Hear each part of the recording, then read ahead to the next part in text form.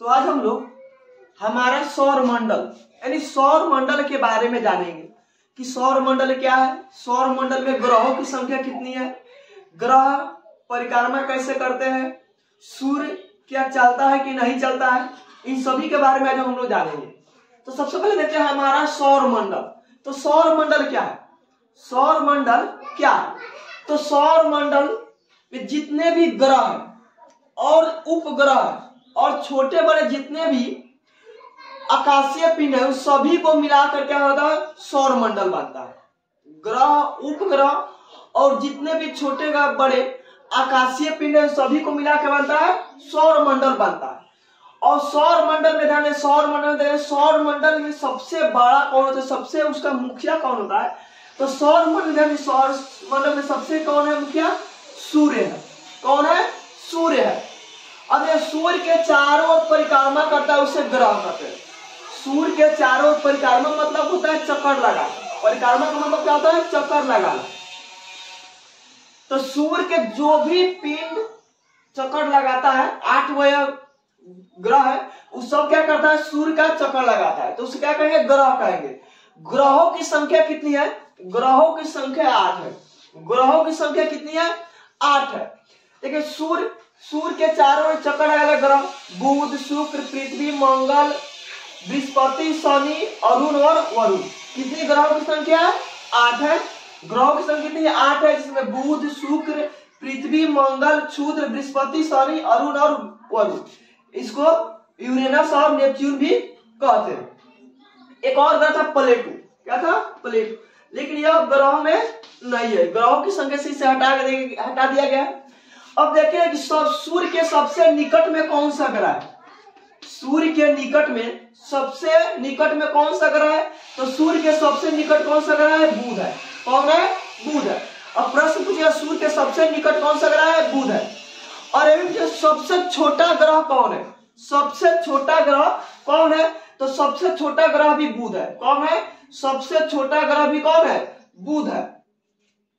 अब देखिए सबसे छोटा ग्रह बुध है। सबसे बड़ा ग्रह कौन है? तो सबसे बड़ा ग्रह कौन है? बृहस्पति है। सबसे बड़ा ग्रह कौन है? बृहस्पति है। अब सबसे छोटा ग्रह बुध और सबसे बड़ा ग्रह कौन है? बृहस्पति है।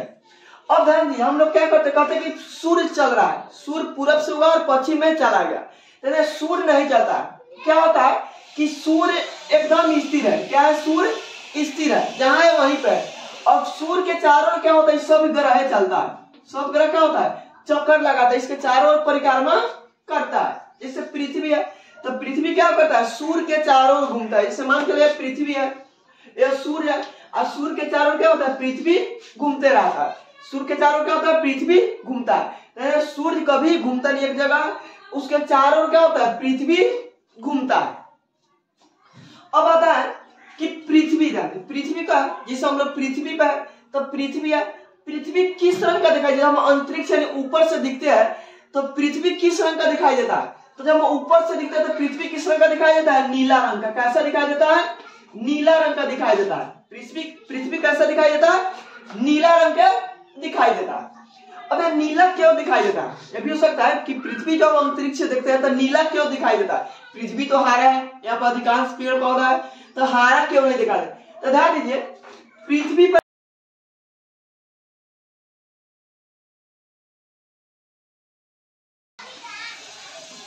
71% जल है। क्या है? 71% जल है। पृथ्वी पर कितना परसेंट जल है? 71% जल है। और 29% स्थल है। क्या है? 29% स्थल है। ध्यान यह भी आएगा कि पृथ्वी में कितना परसेंट जल है? तो 71% जल है और 29% क्या स्थल है। ध्यान रखिए 100 मान लीजिए 100 अगर कट्ठा है तो उसमें कट्ठा में क्या है? जल है और 29 कट्ठा में क्या है? स्थल है। 71 कट्ठा में क्या है? जल है और 29 कट्ठा में स्थल है। यानी जल की संख्या बहुत अधिक है। जल की संख्या क्या है? बहुत अधिक है। तो इसलिए जब हम अंतरिक्ष से देखते हैं तो जल क्या है? जो समुद्री होता है कैसा दिखाई देता है? नीला दिखाई देता है। इसका प्रकाश के परावर्तन अधिक होता है, इसलिए अंतरिक्ष यात्री को आकाश पृथ्वी कैसा दिखाई देता है? नीला दिखाई देता है। पृथ्वी कैसा दिखाई देता है? नीला दिखाई देता है। क्यों? क्योंकि पृथ्वी में 71% क्या है? जल है। पृथ्वी पे 71% जल है और 29% क्या है? स्थल है। सबसे छोटा ग्रह कौन है? बुध हो। क्या ध्यान दीजिए, सबसे छोटा कौन है? बुध है। और सबसे बड़ा कौन है? बृहस्पति है। सबसे बड़ा कौन है? बृहस्पति है। अरे पृथ्वी को क्या ग्रह कहते हैं? पृथ्वी को नीला ग्रह कहते हैं। पृथ्वी को क्या कहते हैं? नीला ग्रह कहते हैं। पृथ्वी को क्या कहते हैं? नीला ग्रह कहते हैं। मंगल, तो मंगल को क्या कहते हैं? मंगल लाल होता है। मंगल कैसा है? लाल रंग का होता है, इसलिए इसे लाल ग्रह कहते हैं। मंगल को क्या कहते हैं? लाल ग्रह कहते हैं। मंगल किस रंग का होता है? मंगल ग्रह किस रंग का है? लाल रंग का है, इसलिए क्या कहते हैं? इसे लाल ग्रह कहते हैं। अब देखो शनि, शनि ग्रह है, तो शनि ग्रह के चारों क्या होता है? ऐसा छाला होता है। शनि ग्रह के चारों क्या होता है? छाला होता है। मुझे किस ग्रह के चारों छाला होता है? तो शनि ग्रह के चारों क्या होता है? छाला होता है। शनि ग्रह के चारों क्या होता है? छाले इस प्रकार से घूमते रहता है। अब आते हैं हम लोग, क्या है कि ग्रह क्या है? तो पृथ्वी के चारों ओर चक्कर लगा, सूर्य के चारों ओर जो 8 गोलीय पिंड है जो चक्कर, से क्या कहते हैं? ग्रह कहते हैं। ग्रहों की संख्या कितनी है? 8 है। ग्रहों की संख्या कितनी है? 8 है।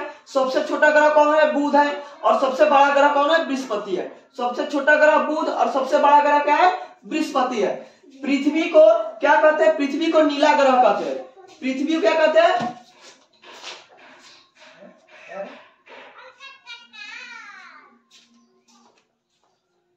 पृथ्वी को क्या कहते हैं? नीला ग्रह कहते हैं, क्योंकि पृथ्वी को क्या है? 71% जल है और 29% स्थल है। जल की संख्या देखिए, इसलिए क्या कहते हैं? नीला ग्रह कहते हैं।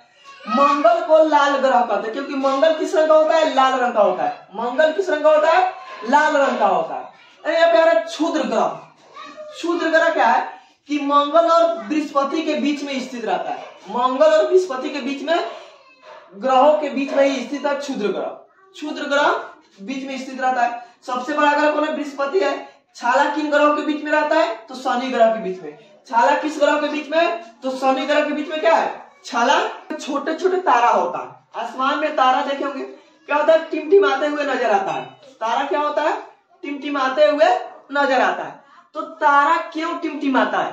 तारा रात में क्यों टिमटिमाता है? लेकिन सूर्य टिमटिमाता नहीं है, बल्कि सूर्य भी एक प्रकार का तारा है। क्या है? सूर्य प्रकार का एक प्रकार का तारा है। लेकिन सूर्य क्या होता है? नहीं टिमटिमाता, बल्कि तारा क्या होता है? टिमटिमाते हुए नजर आता है। अब क्या है कि सूर्य बहुत कम ऊंचाई पर है। सूर्य क्या है? सूर्य की ऊंचाई कम है। एक्चुअल में ऐसा वास्तविक में बहुत है, लेकिन तारा के अपेक्षा क्या होता है कि बहुत कम ऊंचाई पर सूर्य है, इसलिए सूर्य स्थिर दिखाई देता है। बल्कि तारा क्या होता है कि तारा टिमटिमाते हुए नजर आता है, क्योंकि तारा वायुमंडलीय अपवर्तन होता है। क्या होता है? वायुमंडलीय अपवर्तन होता है।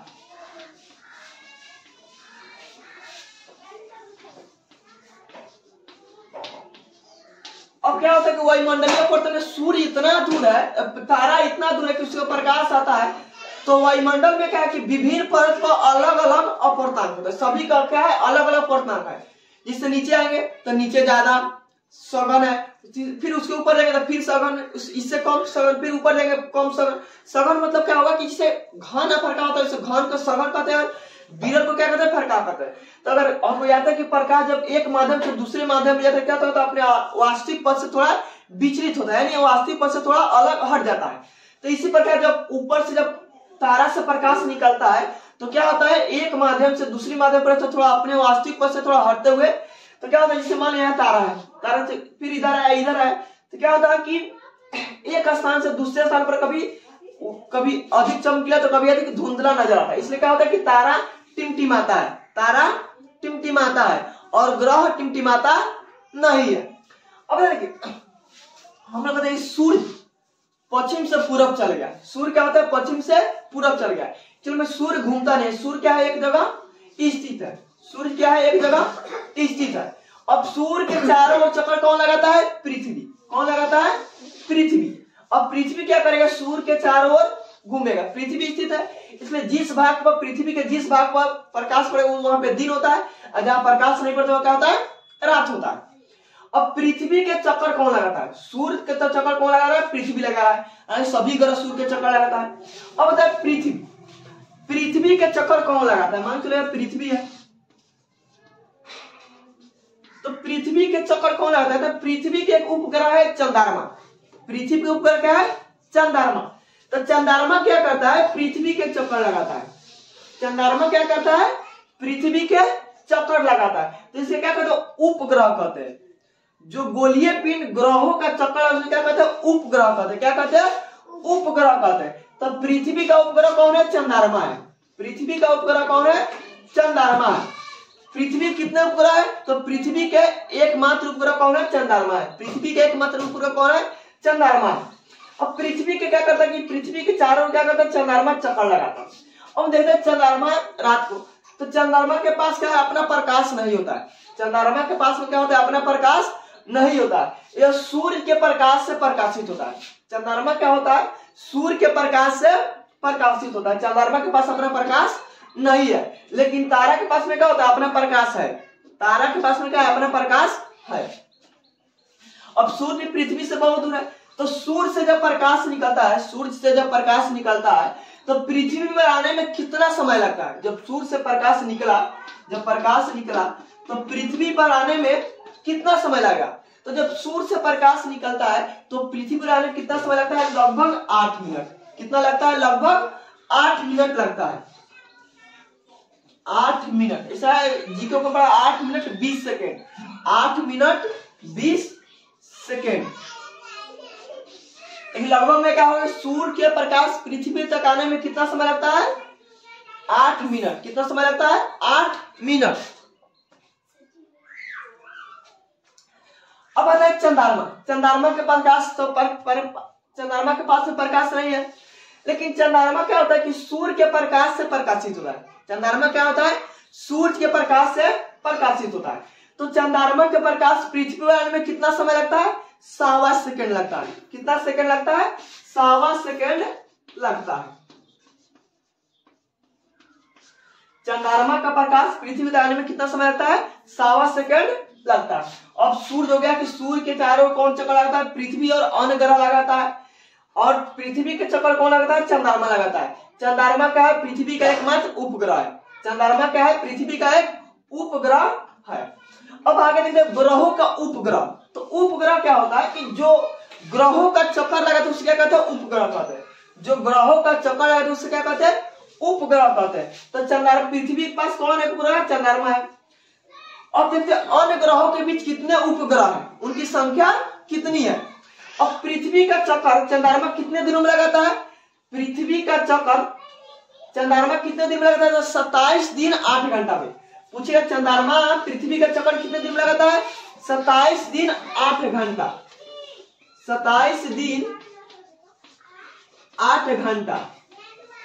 कितना दिनों में चक्कर लगाता है, कितना समय लगता है चक्कर लगाने में, 27 दिन 8 घंटा लगता है। सबसे अधिक उपग्रह किसके पास में है, तो सबसे अधिक उपग्रह किसके पास में, बृहस्पति के पास में। किसके पास में, बृहस्पति के पास में है। कितनी है, तो सबसे अधिक उपग्रह किसके पास में है, तो सबसे अधिक उपग्रह किसके पास में, बृहस्पति के पास में। सबसे अधिक उपग्रह किसके पास में, बृहस्पति के पास में। कितना है, 63। कितना है, 63। बृहस्पति के पास में सबसे अधिक कितना उपग्रह है, 63 है। कितना है, 63 है। उसके बाद में शनि, शनि के पास में कितना है, 62। शनि के पास में कितना है, 62 उपग्रह है। और अरुण के पास में कितना है, 27। अरुण के पास में कितना है, 27। वरुण के पास में कितना है, 13। वरुण के पास में कितना है, 13। मंगल के पास में कितना है, 2। मंगल के पास में कितना है, 2। और पृथ्वी के पास में कितना है, 1। पृथ्वी के पास में कितना है, 1। पृथ्वी का ध्यान क्या है, चंद्रमा। कौन है, चंद्रमा। पृथ्वी के पास एकमात्र उपग्रह कौन है, चंद्रमा है। बुध और शुक्र के पास में एक भी उपग्रह नहीं है। बुध और शुक्र के पास में क्या है, एक भी उपग्रह नहीं है। अब कुछ आप प्रश्न किसके पास में सबसे अधिक उपग्रह है, तो बृहस्पति। किसके पास में, बृहस्पति। अब याद कैसे करेंगे, तो सबसे बड़ा ग्रह कौन है, तो सबसे बड़ा ग्रह कौन है, सबसे बड़ा ग्रह बृहस्पति है। इसलिए सबसे अधिक उपग्रह किसके पास में, बृहस्पति के पास में।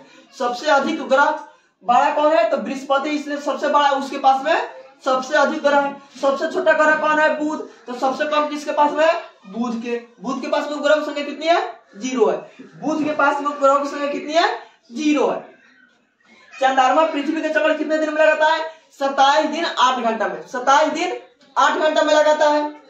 अब आ गए थे हम लोग कि सबसे बड़ा उपग्रह कौन है। सबसे बड़ा तो ग्रह पहले कौन है, बृहस्पति है। सबसे बड़ा ग्रह कौन है, बृहस्पति है। लेकिन इसके बाद में तो सबसे बड़ा उपग्रह कौन है, तो सबसे बड़ा उपग्रह कौन है? टाइटन है। सबसे बड़ा उपग्रह कौन है? टाइटन है। सबसे बड़ा उपग्रह कौन है? टाइटन है।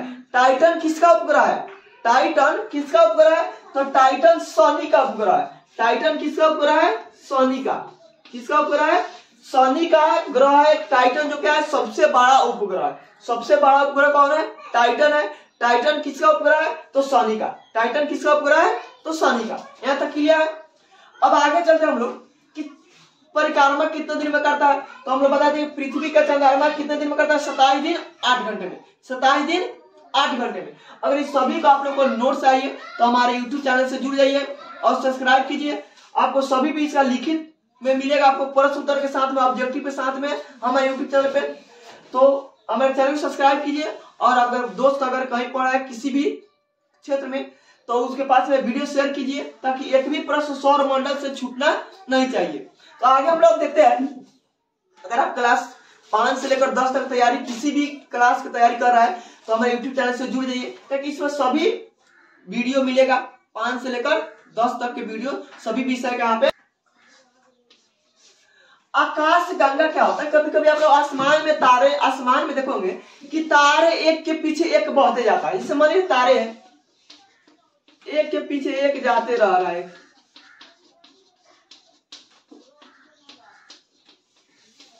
आसमान में आप तारे देखोगे एक के पीछे एक एकदम से रात में जाता है। इसको क्या कहते हैं कि जब गंगा की तरफ बहते जाता है, गंगा की तरफ क्या होता है? बहते जाते हैं, एक जोर से तारे एक लाइन से लगा रहता है। इसी को क्या कहते हैं? आकाश गंगा कहते हैं। आकाश में बहने वाली तारों क्या कहते हैं? आकाश गंगा कहते हैं। आकाश में जब रात में क्या होता है कि जब तारा एक के पीछे एक जब जाते रहते, इसको क्या कहते हैं? आकाश गंगा कहते हैं। क्या कहते हैं? आकाश गंगा कहते हैं। कहते हैं सप्तर्षि। क्या है? सप्तऋषि। सप्तर्षि क्या है?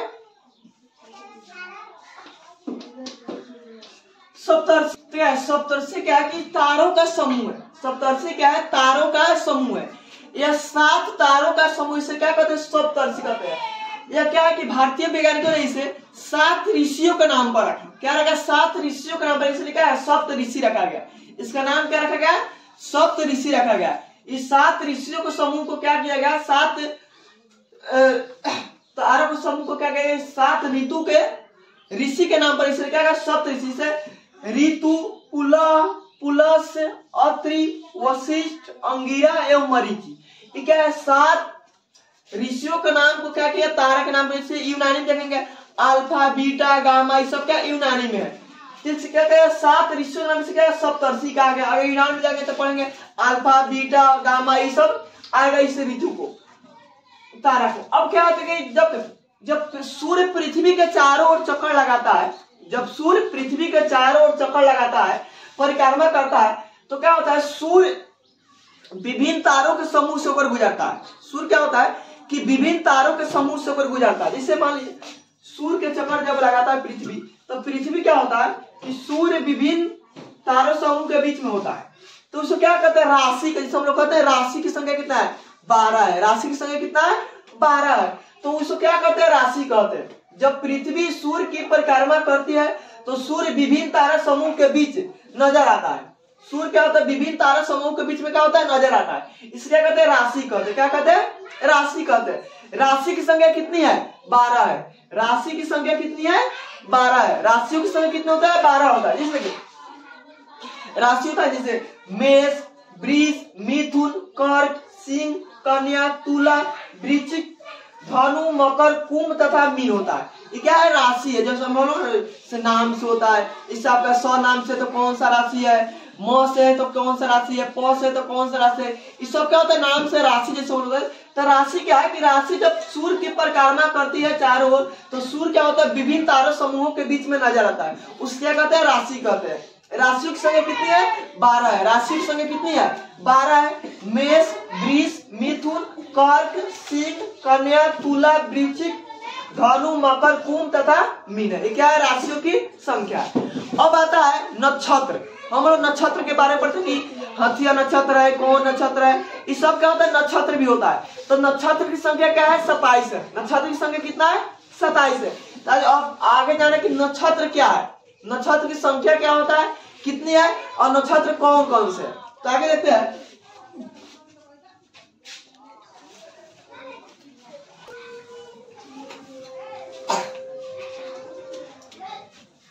आगे हम लोग जानेंगे नक्षत्र क्या होता है। नक्षत्र क्या होता है?